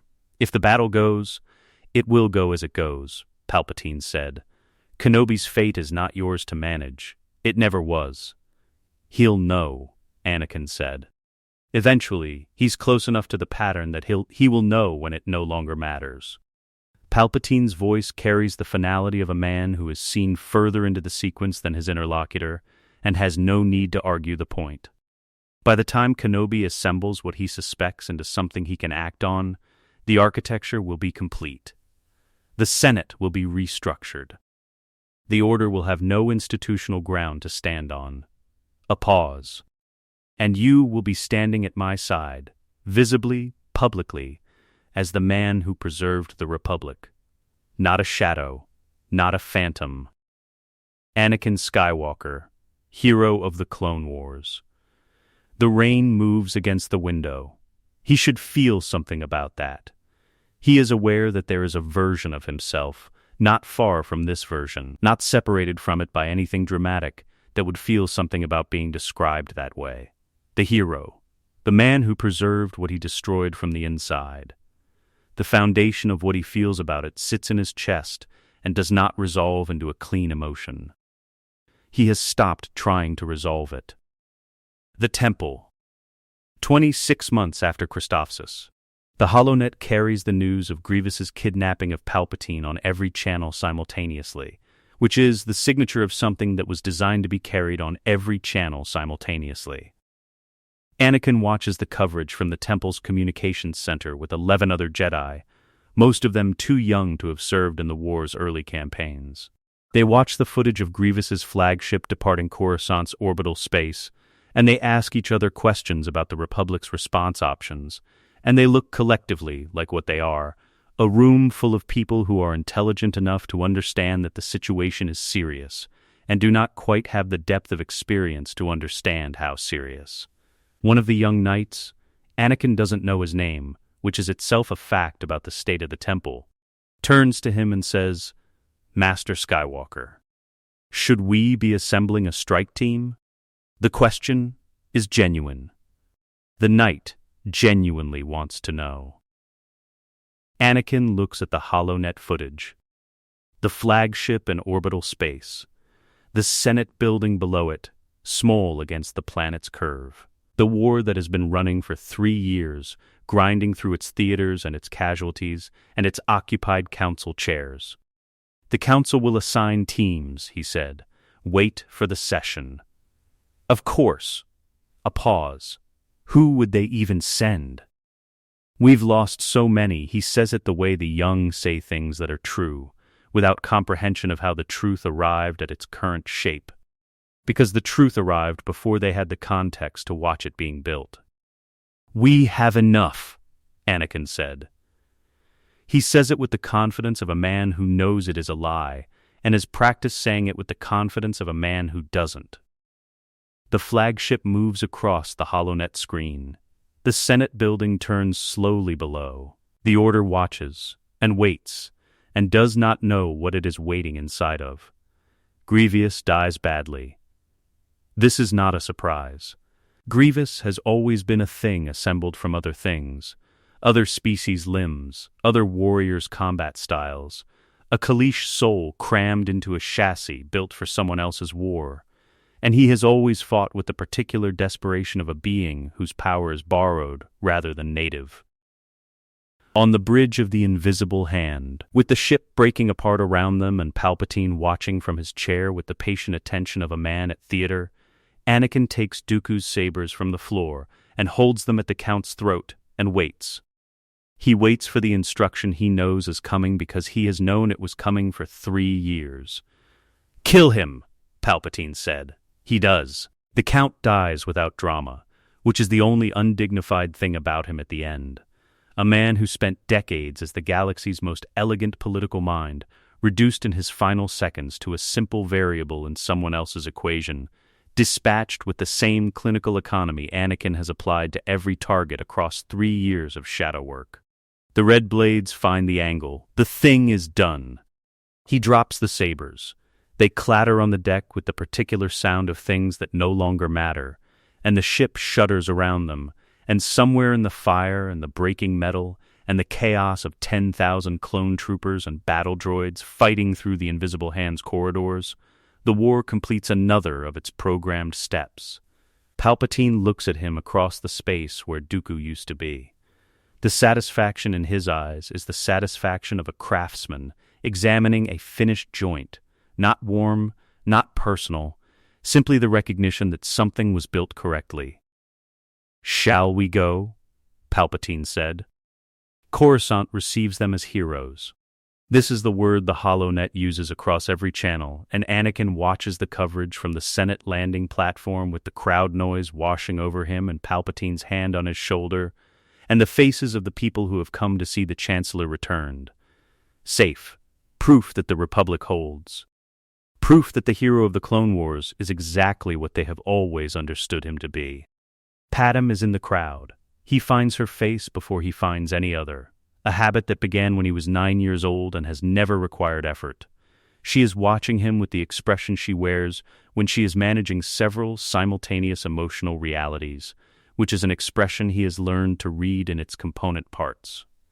Relief, something more complicated behind it.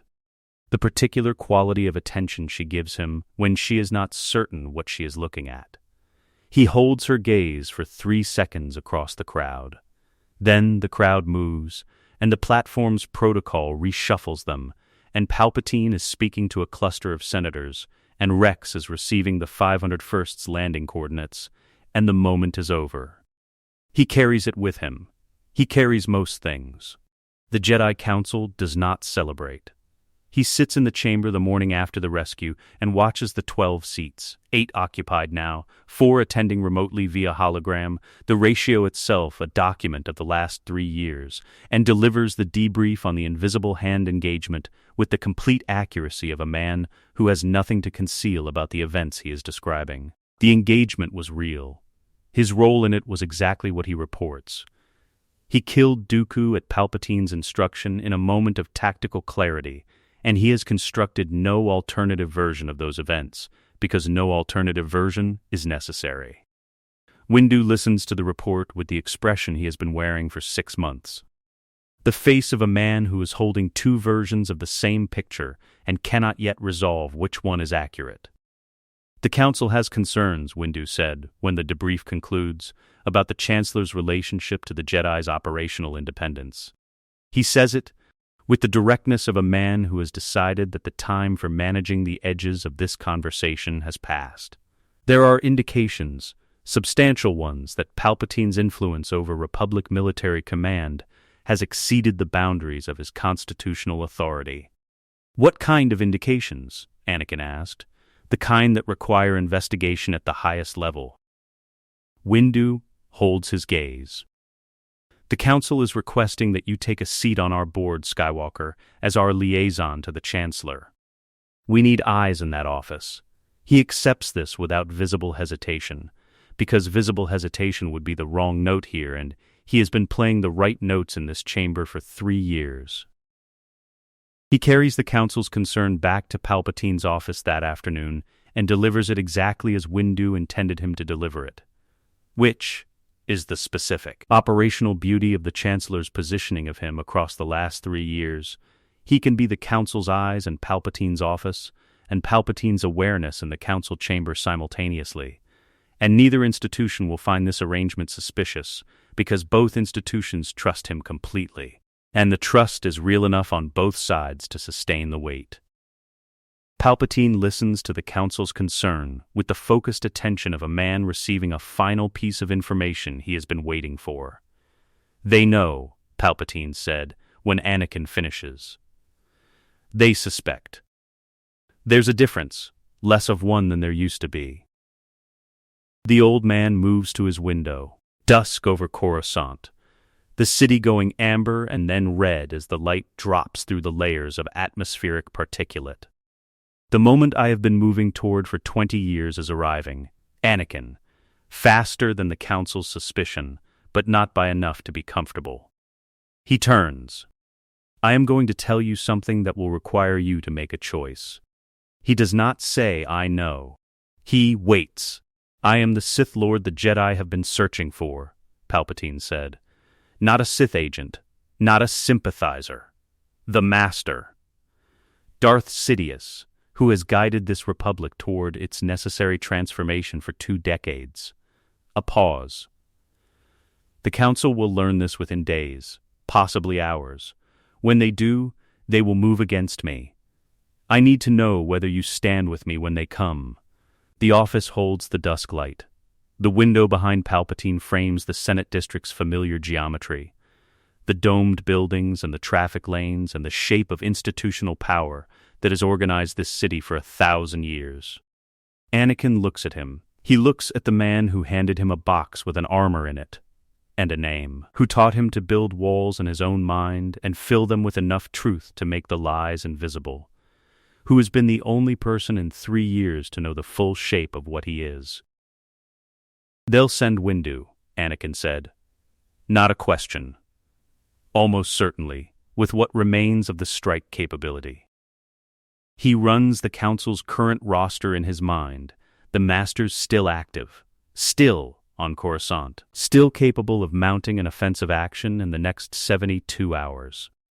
The list has a specific length. He knows the length exactly because he made it exactly this length. He won't have enough for a comfortable margin. Palpatine watches him. No, he won't. Mace Windu comes to Palpatine's office at dusk with 3 masters and the expression of a man who has made a decision and is past the point of reconsidering it. He comes with what he has, which is what remains, which is the direct arithmetic consequence of 28 months of shadow work conducted in maintenance shafts and fog of war windows and archive offices at SO 310 in the morning. He does not know this. He could not know this. He assembles his strike team from the masters available on Coruscant, and he makes the calculation that 4 is enough for 1 old man in an office, even an old man who is the Sith Lord, because 4 Jedi Masters should be enough for 1 old man in an office.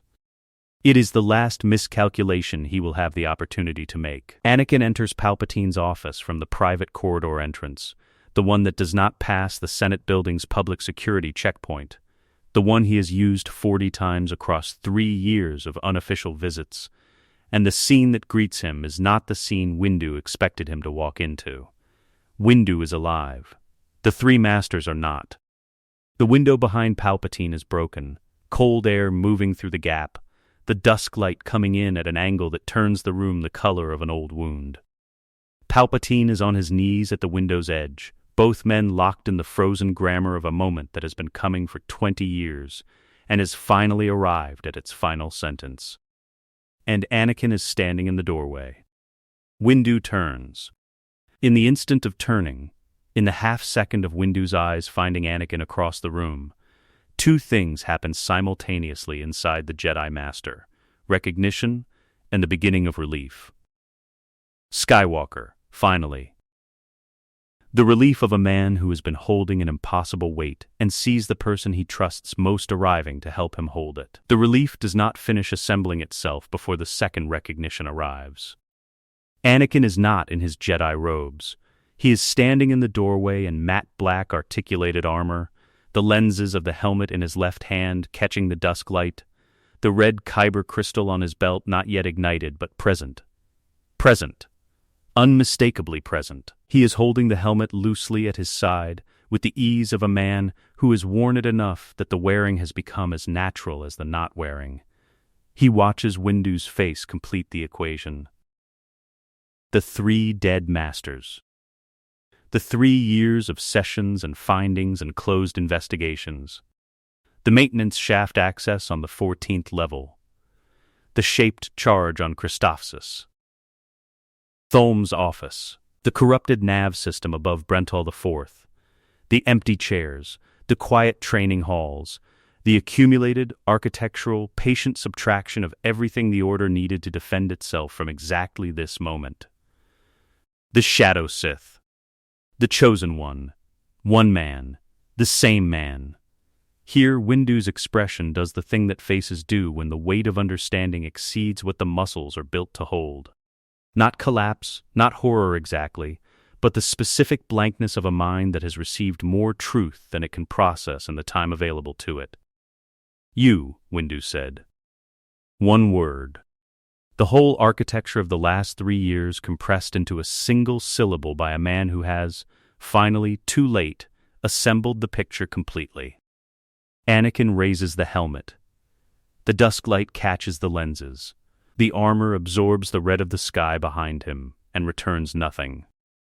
He holds Windu's gaze across the length of the office with the stillness of a man who has been standing in this room, in some version of this room, for 3 years and has run out of reasons to leave. He lowers the helmet onto his head. The seal hisses shut. The red blade ignites. Windu attacks. This is the right decision. Given what Windu now knows, given the room and the broken window and the 3 dead masters and the arithmetic of what stands across from him in black armor with a red blade, attacking is the only decision available to a man of Mace Windu's particular construction. He is not built for surrender. He is not built for negotiation. He is built for the moment when every other option has been removed. And what remains is the willingness to meet an impossible thing directly. His purple blade comes up in the Vapod opening stance, wide, fluid, the guard position of a form that turns the opponent's own force back against them, that feeds on the dark side energy it faces and uses it as fuel. It is the most dangerous opening in the Jedi repertoire. Against most opponents it is decisive. Vader watches the stance resolve and feels nothing that resembles fear.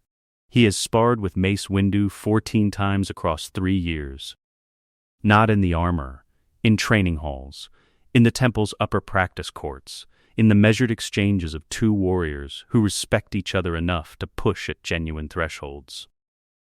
He knows the weight distribution of Windu's left foot in the Vapad guard. He knows the precise extension ratio of the first committed strike. He has filed this information in the part of his mind where useful things are kept. He uses it now. The duel lasts 90 seconds. Not because Windu is slow, not because the Vapod fails in its mechanics. The form works exactly as designed. The first exchange pulls at Vader's aggression and tries to redirect it, and Vader does not give it aggression to redirect. He gives it patience. He gives it economy.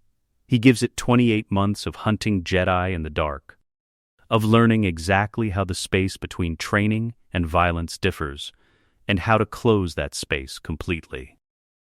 Windu is the best duelist the Order has produced in a generation. He is fighting a man who has spent nearly 3 years doing in the dark what Windu has spent 30 years preparing to do in the light. The preparation does not survive the doing.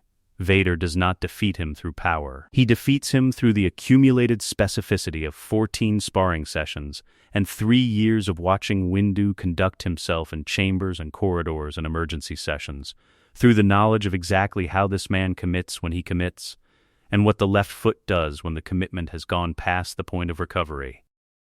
The moment comes at 67 seconds.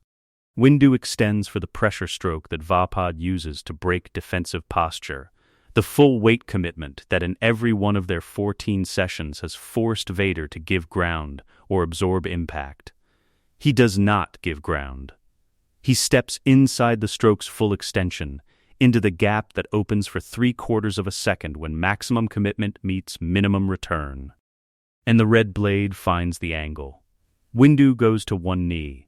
He does not fall. His blade is still lit, his guard still partially formed, his body doing what bodies trained to the level of mastery do, continuing past the point where lesser warriors would have stopped. But the knee is on the floor, and the angle is wrong, and what remains is not a fight. It is a final posture. Vader stands over him and does not rush. "You were the best of them," he said. His voice through the modulator is the voice Palpatine designed it to be. The last sound the Jedi victims hear, the sound that has been spreading through the Order's rumor channels for 3 years as the ghost signature of something that moved in the dark and was never caught. That is not a performance. I want you to know it is true. Windu looks up at him. The purple blade is still between them, trembling with the effort of maintenance. His eyes are doing the thing eyes do when they have arrived at the last available fact, and are examining it with the full attention of a man who has nothing else to do with his remaining time. "It was always you," Windu said. "Not a question." The last finding of an investigation that ran 3 years and arrived at its conclusion one step too late. "Yes," Vader said. "He makes it clean. He owes Windu that, and he pays it." Palpatine rises from the floor. He does it with the careful economy of a man who has spent considerable energy in the last 20 minutes performing distress, and the performance is finished now. And what stands up from the floor of the broken office is not the frail chancellor the Senate believes in, or the cunning manipulator the Jedi suspected, but something older and more patient than either. The thing that has been sitting inside Sheev Palpatine since before Anakin Skywalker was born, running its quiet arithmetic against the galaxy's institutions, one thread at a time. He looks at Vader across the room. He looks at the body of Mace Windu, and the deactivated purple blade, and the broken window with the Coruscant dusk coming through it in long red planes. "Excellent," Palpatine said. "One word." Sufficient. He moves to his desk with the unhurried confidence of a man in his own space, and activates the comm. Order 66. Across the galaxy, the signal propagates at the speed of hypercom relay, which is nearly instantaneous at the scale of what is being ordered. In temple halls and battlefield positions and field camps on 14 active war theaters, clone commanders receive the instruction and turn toward the nearest Jedi and do what their inhibitor chips have been waiting 3 years to tell them to do. The order dies in minutes, not hours. Minutes. This is the fact that the history books will flatten into something comprehensible. A purge. An order. A systematic elimination. Because history books require narrative and narrative requires sequence, and what actually happens on the day Order 66 executes is not sequence. It is simultaneity. It is the same second repeated across 100 locations, each one final. But the history books will also miss the more specific truth. The truth that Palpatine understands sitting at his desk, and Vader understands standing at the broken window watching the city's evening traffic move through its indifferent lanes. The order dies in minutes, because the order was already dead. The clone troopers inherit a building with no load-bearing walls left standing. Every response team, every senior tactician, every master whose particular combination of force sense and combat experience might have organized a defense or led a retreat, or created even the partial survival of something that could reconstitute. Gone. Filed away across 28 months in maintenance shafts and fog of war windows and the precise forensic geometry of blast patterns that read as other things. The temple's fall takes 19 minutes. There are defenders. The temple is not empty. But what defends it is what remains after 3 years of subtraction, knights too young to have seen the early campaigns. Padawans. A handful of masters whose assignment patterns kept them away from the operations Vader selected. They fight with everything they have. What they have is not enough, because what would have been enough was quietly ensured not to be here. Vader walks the temple. Not hunting, there is no one left to hunt that the clones have not already found. He walks it the way you walk a place you know is ending, with the attention of a man who wants to record the specific quality of its final light. The Hall of Knighthood. The training levels. The corridor outside the council chamber where the morning light has always come through the transparent steel and white planes rather than gold. The chair where Obi-Wan used to sit during joint briefings.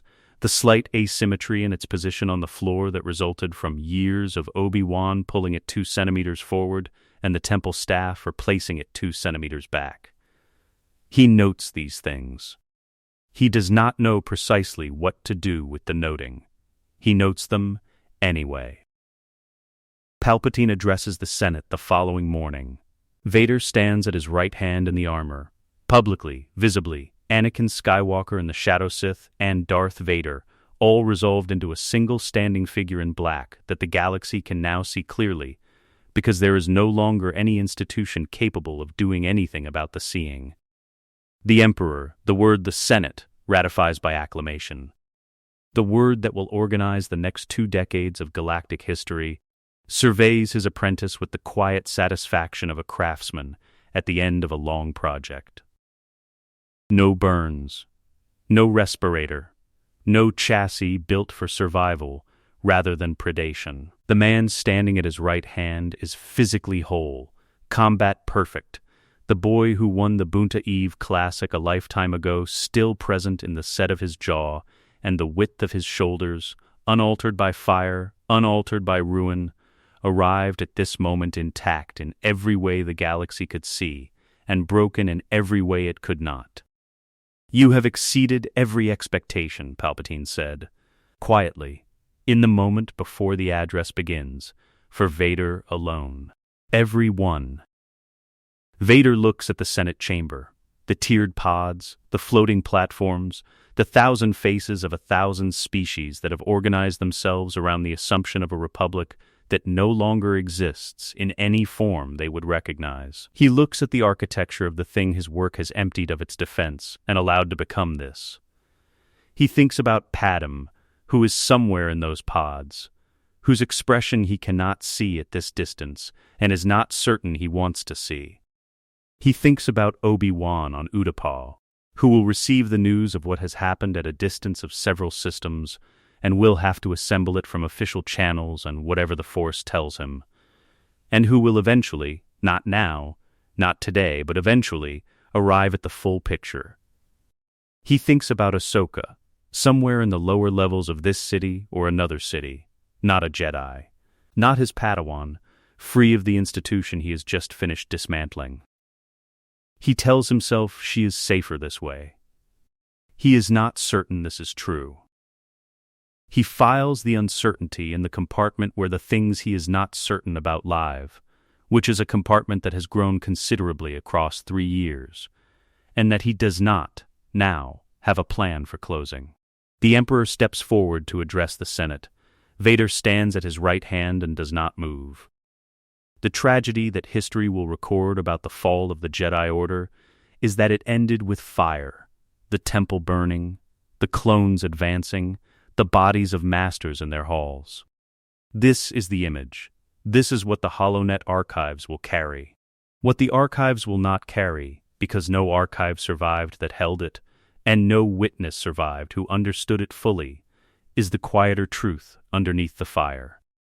The greatest predator the Jedi Order ever produced wore its robes for 3 years after he stopped belonging to it. He attended its sessions and walked its corridors and trained its Padawans, and held its grief with the right expression and the right weight, and no one who loved him ever thought to look for what he had become.